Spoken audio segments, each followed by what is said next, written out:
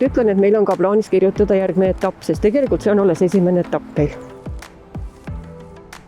Minu aiandusalased kogemused ja ütleme minu kolleegiumad on ikkagi need tavainimese omad. Meil on omad maakodud, maaaiad, aga paraku see linnaaiandus on oma nüanssidega. Hakkasime kohe maastikukujundusega tegelema ja kaevamisega tegelema ja see võttis kõik aega ja oodatus rohkem aega. Kõige suurem probleem, ütleme selle etapi juures oli see, et leida endale üks väike kopp, kes selle teeraja meile siia kaevaks ja maapinna tasandaks. Ja kõikide nende tööetappide juures oleme me ka noori kaasanud, et nagu te praegu näete, et meil see viimane kast on siis veel mullaga täitmisel siin ja see riisumise töö on täiesti jõukohane neile. Kevadel kavatseme siis ka taimed ette kasvatada ja need kastid siis täituvad siin imeilusate taimedega. Peamine mõte on see, et taimed on söödavad.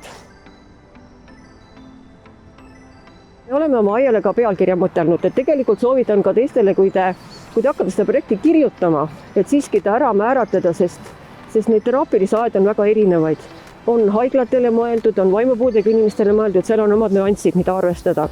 Ja meie siis mõtlesime, see on lausa termin, tegelikult on tervendav aed. Meie otsustasime siis tugikeskus Juksi luua tervendava aia. Et soovitan ka teistele, kes projekti hakkavad kirjutama, et see ära täpsustada, et mis see täpselt ikkagi on ja lähtuda oma sihtrühmast. Me istutame ja kasvatame siin selliseid taimi, mida saab vaadata, mida saab kuulata, mida saab kompida, mida saab maitsta.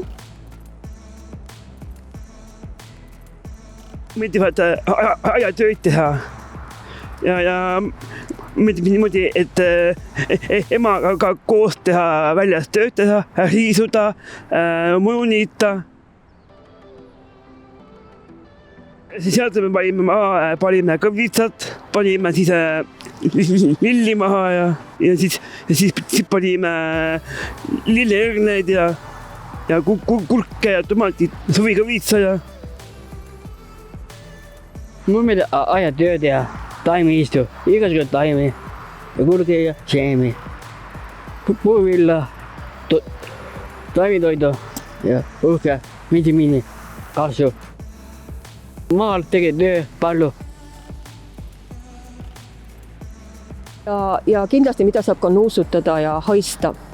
Et see toetab siis klientide sellist ajuarengut ja nende toimetulekut, et see nagu aktiviseerib neid.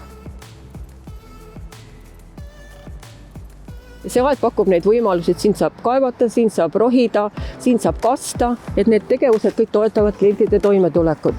Ja kolmas pool on see keskkonnahariduslik pool, et me näitame, kuidas kõik looduses on omavahel seotud. Me hakkame seemned kasvatame taimed, istutame, hoolitseme, kastame, korjame saagi, töötleme selle saagi ja jäägid paneme komposti ja kompostist teeme mulda ja sinna mullasesse paneme uuesti seemned. Et kliendid näevad siis, kuidas elu on ringkäik. Nad siin on juba tükk aega tegelenud, need kliendid, et nad lähevad koju ja hakkavad ise aknalaua peal kasvatama maitsetaimi oma vabast tahtest ja oma oskustega, et see oleks nagu selline rahulolu meile, et jess, me saime hakkama.